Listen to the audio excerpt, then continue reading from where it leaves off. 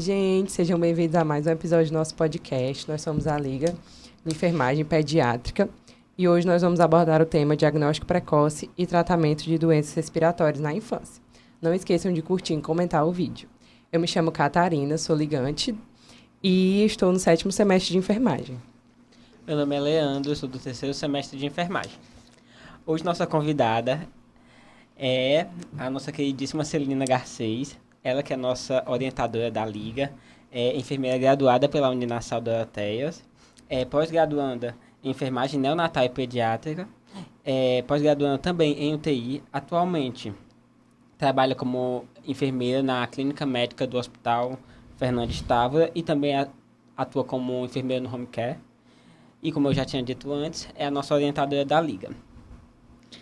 Oi, gente, tudo bem? Como os meninos bem me apresentaram, eu sou Celina, sou enfermeira por formação aqui, né, do Centro Universitário Maurício de Nassau, Campus Doroteias, que é esse que nós estamos, inclusive.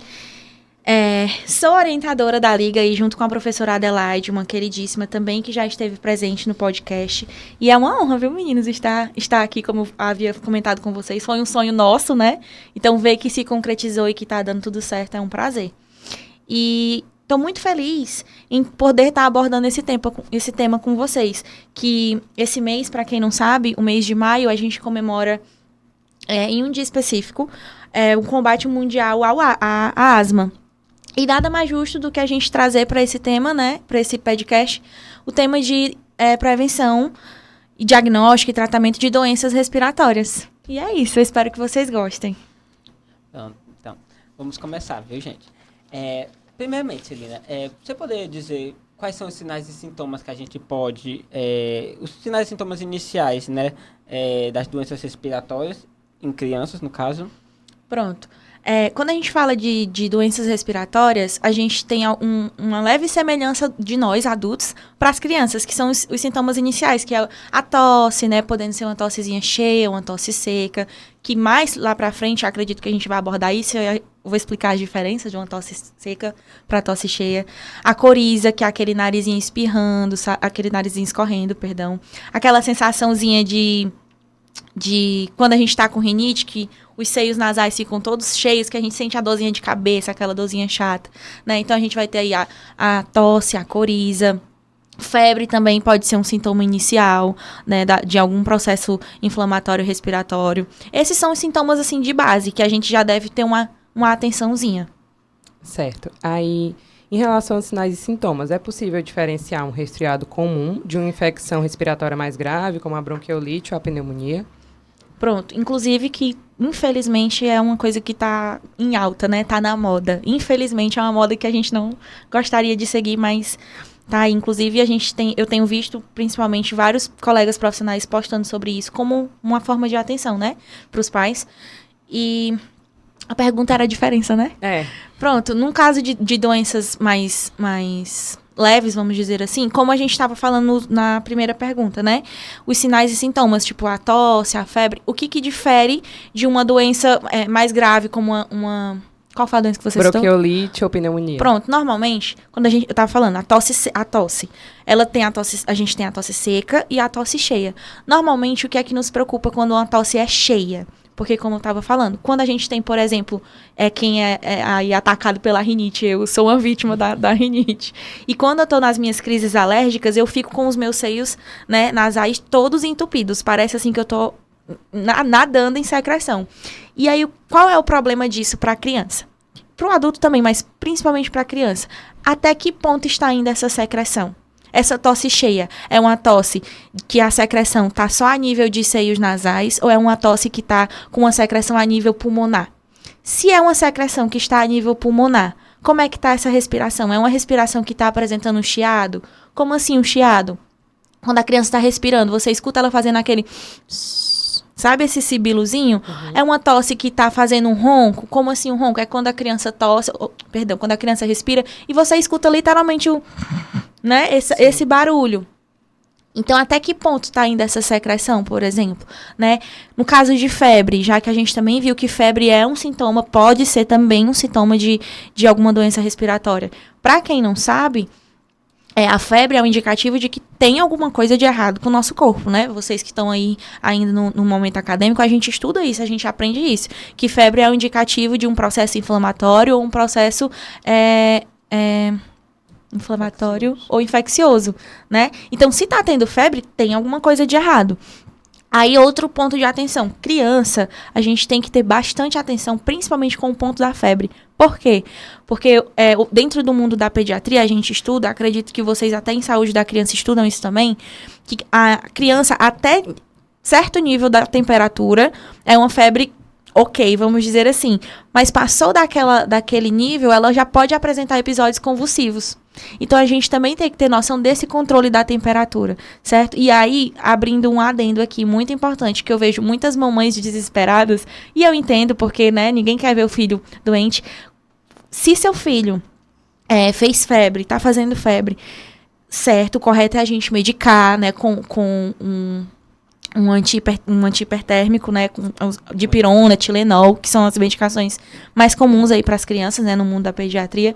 Mas, se a gente tem um conhecimento de que a febre é um indicativo de que tem alguma coisa errada, o ideal, antes da gente tentar tratar, é a gente tentar descobrir o porquê que está acontecendo aquilo.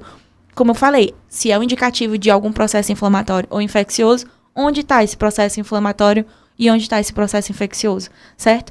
Outra coisa, né, como eu falei, os roncozinhos no peito, a gente saber identificar quando a respiraçãozinha do bebê tá aquela respiração confortável, quando não tá. Normalmente, quando é uma coisa mais séria, a criança, ela apresenta uma irritaçãozinha, porque, pensa só, a gente já não gosta de estar doente, né? Às vezes, nem nós mesmos sabemos explicar o que é que a gente tem. Eu brinco muito com a minha mãe, quando eu vou no médico, eu falo assim, mãe, quando eu chegar lá, eu falo que eu tô sentindo o quê? Se nem a gente sabe se explicar, imagina um bebê, que tudo ele só chora. Se ele quer mamar, ele chora. Se ele quer dormir, ele chora. Se ele tá com dor, ele chora. Se tá com calor, ele chora. Então, no caso de doenças respiratórias, ele vai apresentar um desconforto maior ainda, porque ele vai ter dificuldade para respirar. Não vai ser o processo fisiológico ali do corpinho dele. Então, todos esses pontos são, assim, pontos cruciais pra gente ter uma atençãozinha a mais. E, assim, quando é que a gente vê que é necessário a gente ir para um atendimento médico mediante esses sintomas respiratórios? Pronto. Essa pergunta é muito interessante, porque tem mamães, hoje, infelizmente, a gente sabe que existe a galera ali que é anti-vacina, né? E assim como existe a galera que é anti-vacina, também tem a galera que é anti-médico. Pra que a gente se forma, né? Que é anti-medicina ali. E aí, o que acontece? Preferem tratar em casa. Só que, falando agora como profissional da saúde, falando como profissional enfermeira, eu sempre indico para as minhas mamães do home care, como os meninos falaram, eu sou enfermeira do home care, também atendo crianças, que no menor sinal de qualquer desconforto que você não tenha a mínima noção de controle, corra para o profissional mais perto. Seja de um posto, seja de uma UPA, seja do seu médico particular, se tiver plano. Porque uma febre, como a gente falou, uma febre alta, a criança tem alto risco de convulsionar. Você vai saber lidar com uma convulsão em casa? Sendo o primeiro filho, então, eu não sou mãe ainda, mas eu tenho certeza que mesmo eu como profissional, no primeiro sinal de desespero ali que eu me encontrasse, eu procuraria o médico, por conta de não saber controlar a situação. Como a gente estava falando, até que ponto estão indo aqueles sintomas? Porque aos meus olhos, de um leigo, por exemplo, pode ser só um sintoma de uma gripe, pode ser só uma virose que está dando, né, que são os comentários do momento. Mas se você for parar e olhar a fundo, seu filho já pode estar, sei lá, com um comecinho de pneumonia. Sabe esse catarrinho que você vê escorrendo, né? O catarro é ótimo. Essa secreção que você vê escorrendo no narizinho dele direto. Esse chiado que você ouve no peitinho dele direto. Que você acha que não é só um resto de gripe. Que as pessoas comentam, né? Que é um termo muito popular. Ele tá com um resto de gripe. Será mesmo que é um resto de gripe? Será que não já é um começo de uma pneumonia? Em relação aos fatores de risco, quais são os fatores de risco que a criança pode vir a desenvolver para ter uma doença respiratória mais grave? De todos os principais dos fatores de risco, que inclusive foi um tema muito abordado nessa semana de enfermagem, que no mês de maio a gente também comemora o nosso mês, né, galera? O mês dos enfermeiros, dos futuros enfermeiros, dos técnicos, futuros técnicos, enfim, da enfermagem, que é uma classe imensa, né, a nossa classe. Que eu vi muito sendo abordado foi a questão da amamentação, do aleitamento materno. Por que eu acho esse um tema, assim, de muita importância? Para quem não sabe, o aleitamento materno exclusivo é muito importante, não só pela questão de vínculo entre a mãe e o bebê, mas porque através deste leite, através dessa amamentação, é que o bebê está ganhando a sua primeira leva ali de anticorpos.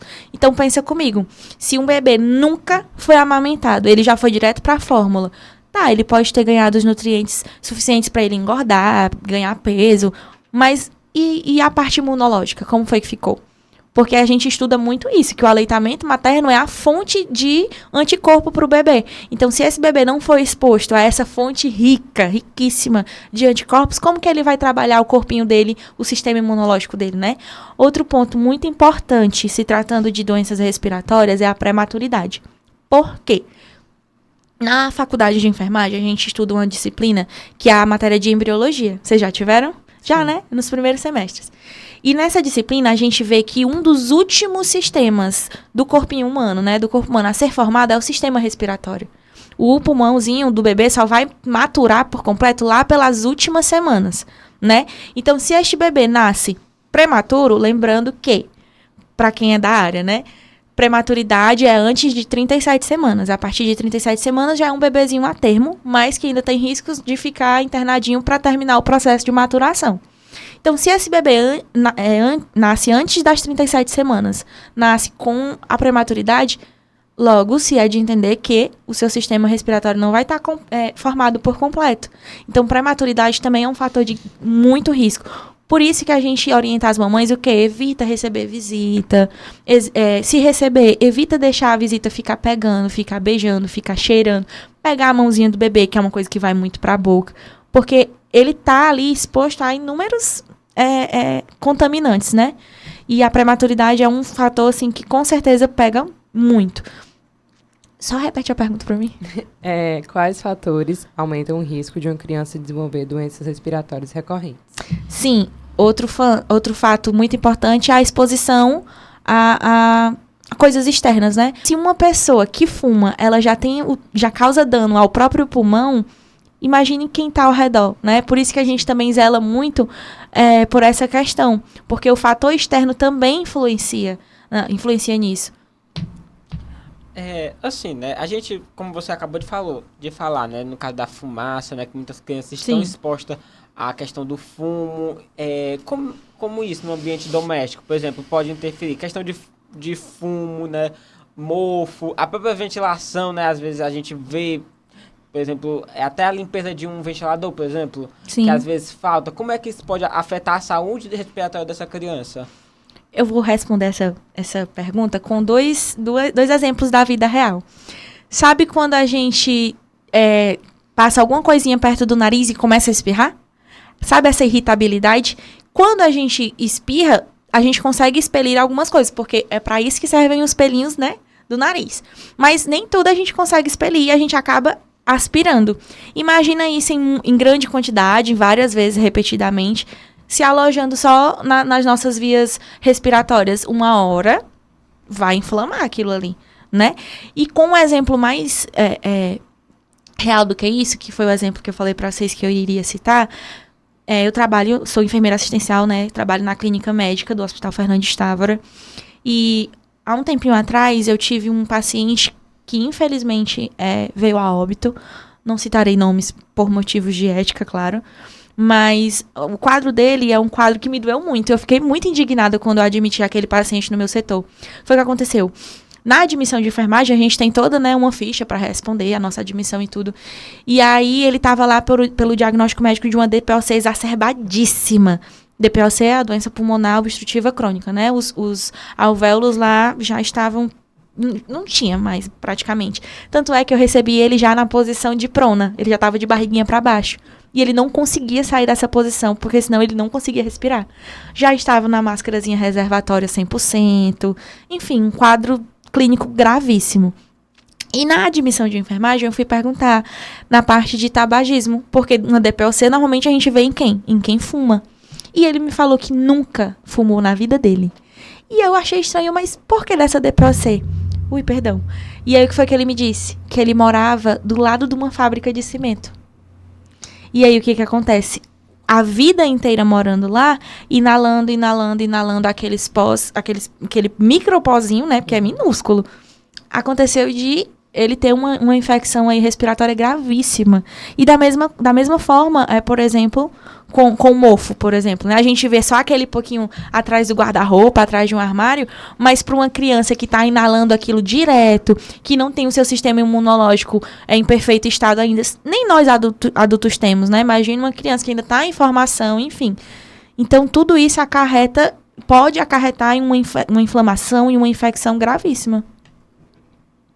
Em relação à vacinação, de que forma que ela pode contribuir na prevenção das doenças respiratórias? Um adendo muito grande sobre a vacinação.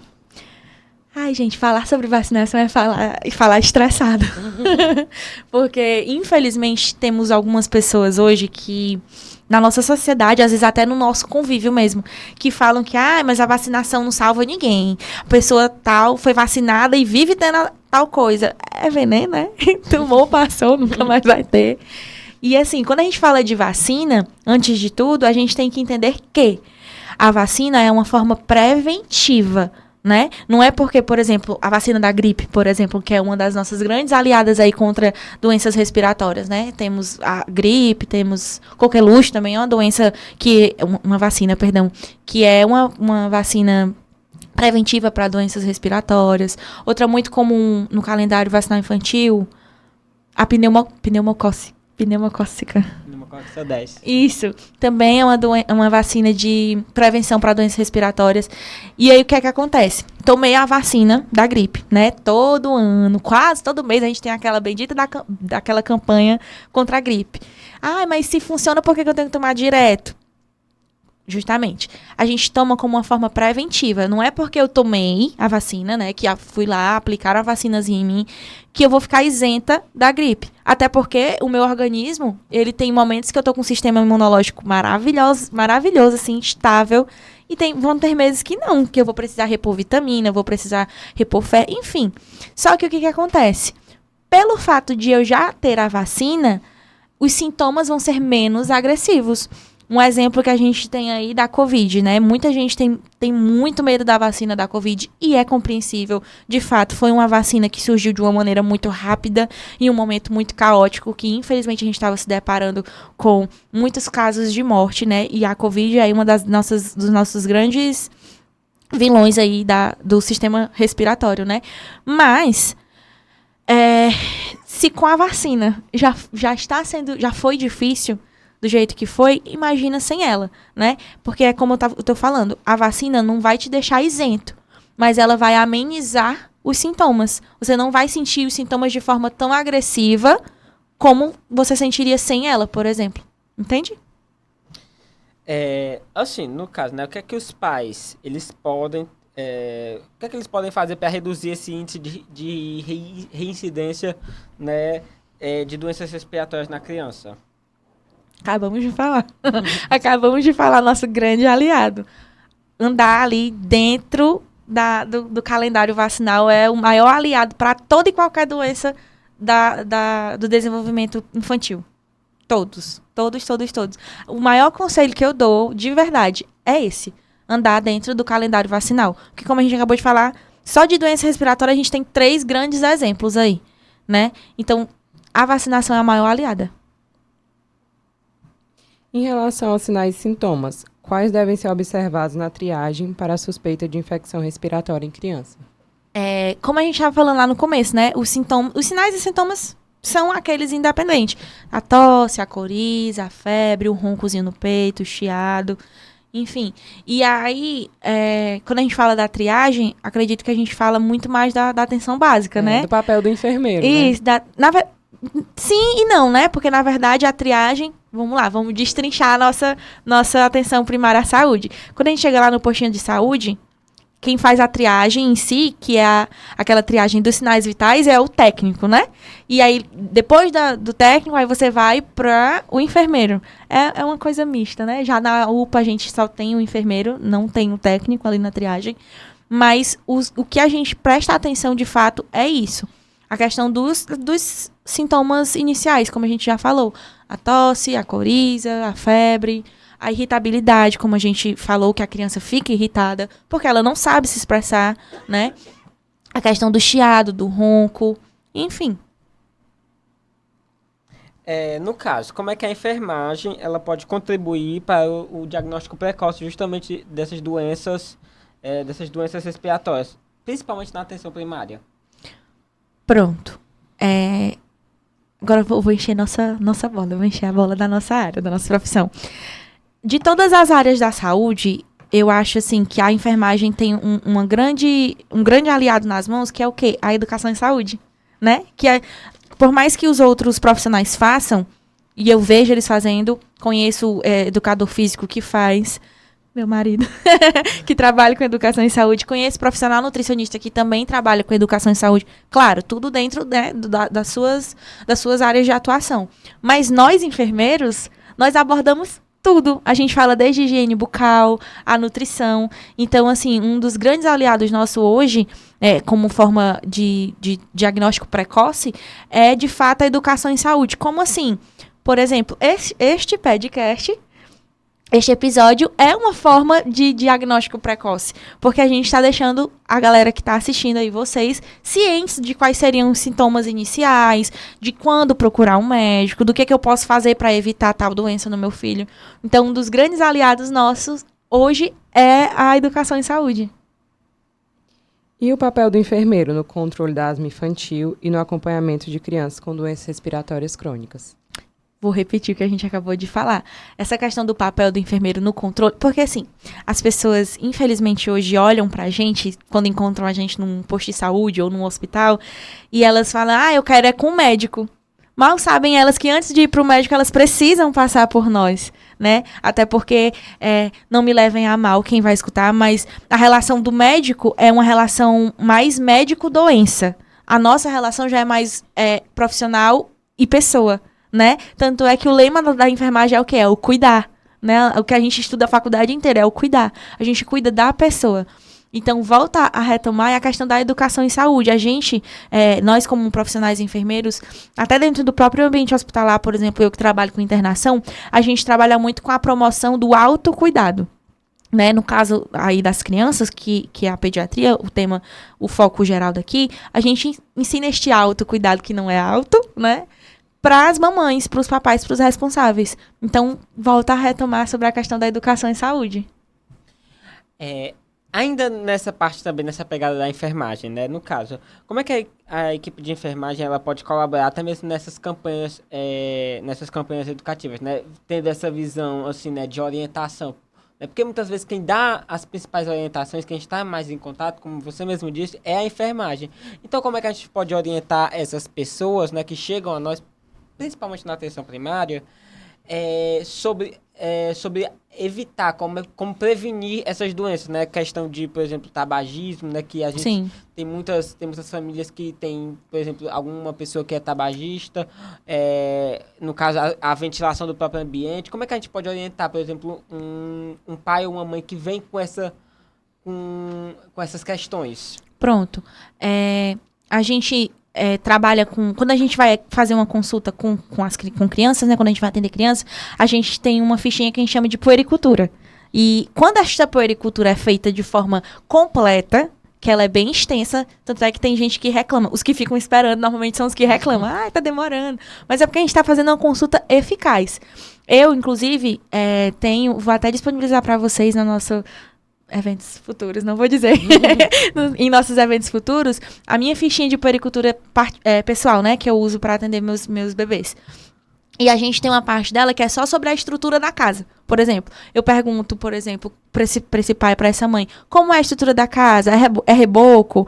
É barro? O chão? É só aquele chão que é só areia batida? Porque, afinal de contas, a gente tem vários perfis, né? Eu tenho desde um perfil morador da aldeota até um perfil morador daquelas casinhas de taipa em beira de canal. Então, são perfis totalmente diferentes. Eu preciso trabalhar em cima das condições dessa família, né? Então, essa criança... Alguém fuma na casa?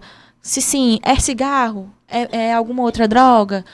Então, eu tento filtrar ao máximo isso através da minha consulta, né? Preenchendo a minha puericultura de enfermagem. E também aplicado às instituições, né? Seja posto, UPA, hospital, enfim. Como a gente estava falando, né? As educações de saúde, como que elas podem proceder? Dinâmicas, né? Até porque eu principalmente lido muito com com famílias de sócio-vulnerabilidade, em situação de sócio-vulnerabilidade. Então, eu não tenho como chegar para elas e conversar da mesma forma que eu estou conversando com vocês, com termos técnicos e científicos. Elas não vão entender nada. Vai entrar pelo um ouvido e sair pelo outro. Então, de forma dinâmica, sentar, às vezes até com a própria criança, brincar ali, explicando e mostrando o que fazer, o que não fazer, como proceder, sabe? É como eu estava falando, né? A enfermagem tem uma grande vantagem por isso, porque a gente pode usar o nosso conhecimento ao nosso favor e ao favor do nosso público. A gente consegue fazer uma forma de tratamento, vamos dizer assim, sem ser de uma forma agressiva, sem ser de uma forma invasiva, só conversando, entende? Então, tipo, o sentar, fazer puxa aquela rodinha de conversa com a mamãe, com o papai, vamos sentar aqui, vamos ver o que é que tá fazendo certo com o neném, vamos ver o que agora tá fazendo de errado com o neném, vamos tentar corrigir, tem condições de corrigir? Então, vamos ver. Então, assim, quando fala sobre o que a equipe de enfermagem pode fazer, sempre busco muito para isso. Até porque é na educação de saúde que a gente vai poder promover até mesmo a própria questão da vacinação, né? Até porque se eu não chegar e não te explicar dos benefícios, não faz nem sentido, né? É isso. É isto, gente.